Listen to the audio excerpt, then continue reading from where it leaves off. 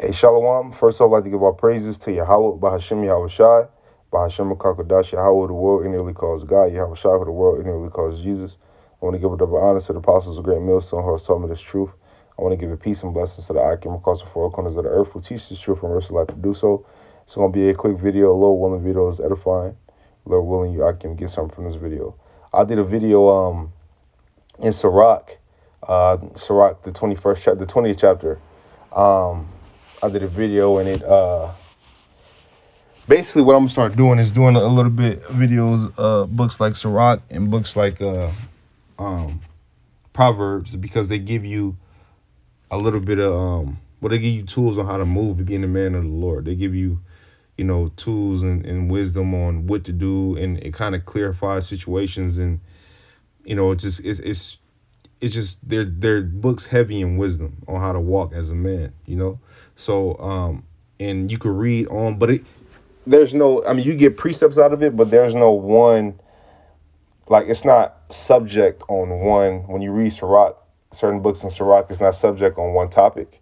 So, but it hits the whole book, or that whole chapter hits a beautiful, just hits different targets that kind of bounce around, and they have to be brought out, to help, you know what I mean, to help further, and help grow us as men of the Lord. Okay, so this is Sirach 22, and I saw that one that says, "A slothful man is compared to a filthy stone, and everyone will hiss him out to his disgrace. A slothful man is compared to the filth of a dunghill." So look, a slothful man is not a good thing to be. Now we get in this world, and we, you kind of, we in these bodies, and sometimes, you know what I mean, you be battling back and forth from your spirit to your body on being slothful and things of that nature, and I gotta do a video, I gotta read, I'm gonna put it all. Don't put off day to day to do. The scripture said, don't put off day to day to serve the Lord. And me myself, and any other I can have this issue. That's a issue or a problem, a fix. If you could fix it, and if you could correct yourself, that we need to correct, that we should correct, because little problems could turn into big problems. One day without studying, it could turn to 2 days. 2 days without doing a video could turn to 3 days. 3 days without doing a video could turn to 4. 4 days without studying or doing a video could turn to 5. And it could just lead. So a small problem leads up into a big issue. You know what I mean? And we want to do our best to stay away from big issues. Okay, so this is back in 2. It says, "A slothful man is compared to the filth of a dunghill. Every man that takes it up will shake his hand." Check this out. It says, An evil nurtured man is the dishonor of his father that beget him, and a foolish daughter is born to his loss." Man, this is 4. It says, "A wise daughter shall bring an inheritance to her husband." Right, check. So a wise daughter should bring an inheritance to her husband. A wise daughter, right? It says, "But she that liveth dishonestly is her father's heaviness." Okay, because back then when you got married, it was like a business deal almost. You know what I mean? Like, we're getting cattle, goats, and sheep and stuff like that, and ox. Like, it was a business deal when you got when two families came together. It was all about business. And if you look at the significance of it, if you look at the significance of it now, they do it like, the chief men on this earth do it. The people that run the earth, they do it like the elites and stuff like that. They marry in, and even like you got like mafia and things of that nature. They marry in, you know what I mean, and it becomes like a family business deal, on how it works. So there's no confusion, there's no separation in money. So the money kind of stays, within. Like, I know those so-called Jews, those Jewish, they do it, So they're heavy into that. They do business with their family. That's how they have so-called generational wealth. So this is 5. It says, "She that is bold dishonoreth both her father and her husband, but they both shall despise her." So she that is bold dishonoreth both her father and her husband. So a bold woman, and you see that now, right? You see that now when You're dealing with a so-called Israelite woman or so-called black woman, which is an Israelite woman. They bold, man. They bold. The majority of them are bold. You got some that's cool. You know what I mean? But the majority of them are bold. That's where that independent woman thing kind of comes out, and that was to destroy the household. You know, they jumped on that thing quick, so now it's heavily advertised throughout the so-called black community. Which is breaking down the household. So therefore, you got separation in family. You got, shit. You're born with your parents divorced. How about that? You're born with your parents, your mom and your dad not being together. How about that? Which creates an issue. And I know that from experience. Okay. This is I read it back. It says a wise daughter will bring an inheritance to her husband, but she that liveth dishonestly is her father's heaviness. She that is bold dishonoreth both her father and her husband, and they both shall despise her. A tale out of season is as music in mourning, but stripes and the correction of wisdom are never out of time. So so stripes and correction, right, are never. So it's always. That's why I said in the beginning of this video, it's always room for improvement, right? From my part, from brother's part, it's always room for correction and room for improvement. Now we may not like correction all the time, or we may not like being reproved all the time, or we may not like being chastised all the time, but it's room. It's always room to get better, and that's the thing about being in this world. We seek, and we have to seek to get better, to be better individuals and be better men of the Lord, especially myself. Okay, it's a 7. It says, "Whoso teacheth a fool is as one that glueth a potsherd together, and as he that walketh one from a sound sleep." It says, He that telleth a tale to a fool speaketh to one in a slumber. When he hath told his tale, he will say, "What is the matter?" So look, man, that's beautiful. 7 and 8 link right up, because you tell something to a fool. Like, I know brothers, for brothers who are on the highways and byways, right? Like myself, with the Akim, you'll tell this truth, to a fool. You know what I mean? And they'll disregard everything that you say. You know what I mean? And come back to it like, "Oh, what'd you say again?" Almost. You know what I mean? Like, just their demeanor, their energy is like that. You know what I mean? So you speaking to a fool is like speaking to a wall, damn near. You can't tell a fool, you can't tell a proud man nothing, you can't tell a bold woman nothing, you can't tell a fool shit. You just can't, and it's hard because sometimes it'll frustrate you, and then it becomes an argument. And it's a quote that says, "Never argue with a fool, because he'll make you stoop down to his level, and he'll beat you in an argument." You know what I mean? Basically, roughly paraphrasing that quote. But you don't want to argue with a fool, because it ain't gonna go nowhere. You tell him what it is, and the scriptures say, "If you be ignorant, let him be ignorant." Okay, this is 8. It says, "He that tell to a." Oh, I already read that. Let me go down. I'll go to 9. It says, "If children live honestly and have wherewithal, they shall cover the baseness of their parents." And that's beautiful. That's beautiful, man. Because it's an honor. Like back then, like when we used to keep the law heavy, when we used to live by the law. If a kid did something, to honor his or her parents, that can lead them to be put to death. As an example for everybody. Okay. This is 10. It says, "But children being haughty through disdain and want of nurture to stain the nobility of their kindred. Weep for the dead, he had lost the light, and weep for the fool, for he wanteth understanding. Make little weeping for the dead, for he is at rest, but the life of a fool is worse than death." Goodness gracious. So, the dead is at rest, right? So, but the life of a fool is worse than death, man.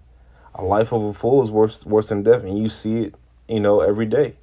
You might see it every day. These, man, I'm telling you, with family, with whoever you deal with, probably in your household, like,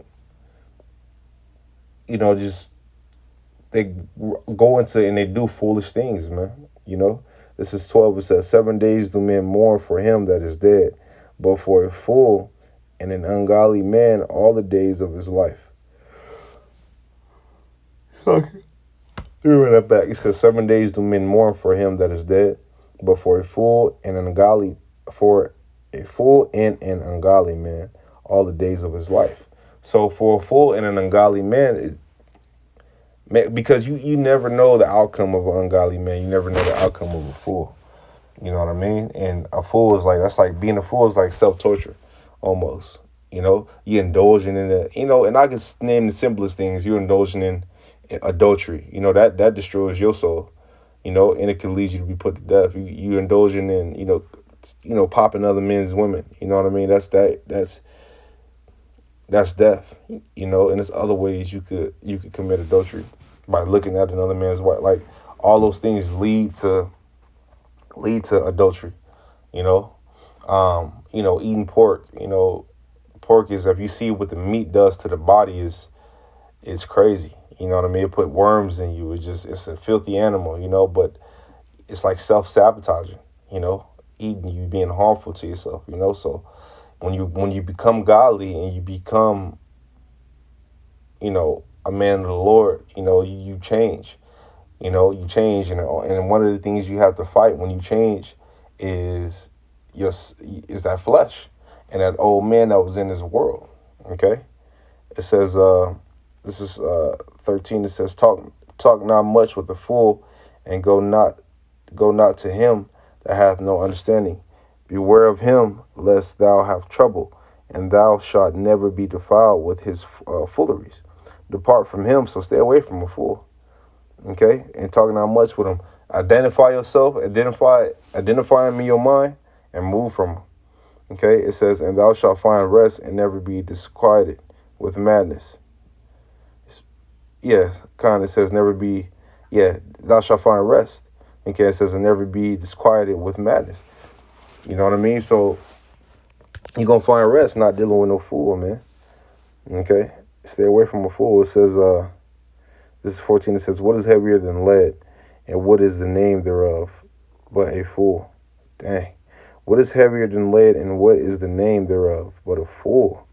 Verse 15, it says, sand and salt in a mass of iron is easier to bear than a man without understanding.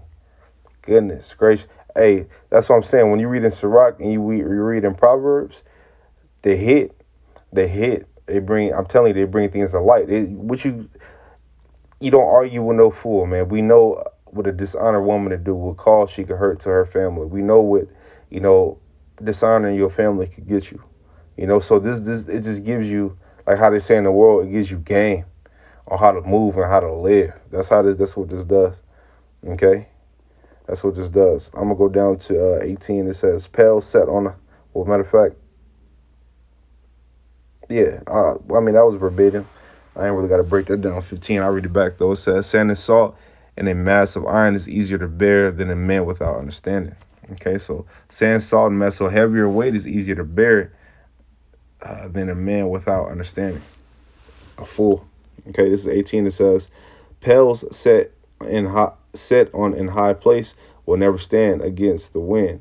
So a fearful heart in the imagination of a fool cannot stand against any fear. Oh man. It says pels set on a high place will never stand against the wind. So a pel will fall over. It says so a fearful heart in the imagination of a fool cannot stand against any fear, which means what? And when you go in Sirach 2, it tells you, the faint hearted will not be protected. But, a fearful man, a fearful heart, right, which you lack faith. Okay? You lack faith. It says, so a fearful heart in the imagination of a fool cannot stand against any fear. Okay? So you just, one little thing you gonna break, One little thing you're gonna break. That's why we read these scriptures and we teach to prepare our minds Lord willing, for the time to come. Okay? It's 22. It says, if thou hast opened thy mouth against thy friend, fear not, for there may be a reconciliation. Yeah, reconciliation, except for upbraiding or pride or disclosing of secrets or a treacherous wound. For for these things every friend will depart. So yeah, for heavy things like that, every friend will depart, like a treacherous room, a wound, some something dumb like pride. You know what I mean? Like these things right here. So what? It tells you, like, a friend, issue with a friend can be resolved except those things. Every friend will depart. This is 23. It says, be faithful to thy neighbor in his poverty, that thou mayest rejoice in his prosperity. Abide steadfast unto him in the time of his trouble, that thou mayest be heir with him in his heritage. For a mean estate is not always to be contemned, nor the rich that is foolish to be had in admiration. This 24 says, as the vapor of smoke of a furnace goeth before the fire, so revealing before blood. I will not be ashamed to defend a friend, neither will I hide myself from him. And if any evil happen unto me by him, everyone that heareth it will beware of him. Con, con. So so basically it tells you how to move. It tells you, like what I just read, it tells you, how to reconcile things and how to fix things. And if certain things can be fixed, except certain things, except for big things, it says, in 25, it says, I will not be ashamed to defend a friend, neither will I hide myself from him. So you're not ashamed to be a friend, to defend a friend, nor hide, right? But it said, if any evil happen unto me by him, like for defending them, everyone that heareth it will be aware of him. So everybody, and that, you see that on a daily basis. You know what I mean? You see that all the time. Like you just had some incident happen, where that has happened. Like you, like, well, how'd you get hit? Oh, I was helping him, and then everybody look at that, the man who caused it, like, oh man, you caused that, so everybody be worrying of him, But to keep from that, right? To not have to worry about that, watch who you're around, and when you observe, get out as quick as possible. But we always pray we always try to pray before, when you wake up, before you leave the house. Always try to pray. I need to do it more, right? But I do it when I can. But always try to pray and make sure that hedge is around you, because there's a lot of madness going on. So with that, man, Lord willing, the video was edifying. Lord willing, Akim got something from this video. I want to give all praises to Yahweh, Bahashim Yahweh Shah, Bahashim Kakodash. I want to tell you brothers, keep pushing. I want to say Shalom, Akim, stay up, Shalom.